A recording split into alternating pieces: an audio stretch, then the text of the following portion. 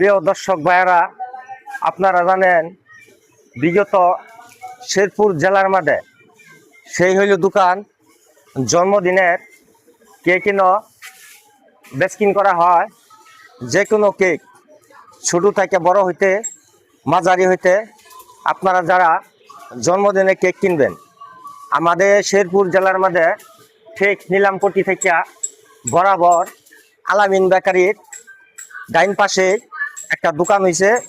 ভাইয়ের নাম ডাকি বিসমিল্লা বেকারি। তাই আপনারা যদি জন্মদিনে কেক কিনেন এই জায়গায় এসে কিনবেন। ঠিক নিলামপট্টি থেকে বরাবর একেবারে ঠিক আপনার মাথার দোকানদাতি আপনারা আইসা এই জায়গায় জন্মদিনে কেক কিনবেন। তাই আমি বিভিন্ন ভিডিও বানাই থাকি, ভালো ভালো দেখাই থাকি। যদি আমার ভিডিও ভালো লাগে অবশ্যই কমেন্টে জানাই যাবেন। এই বলে আমার কথা শেষ করলাম। আসসালামু আলাইকুম।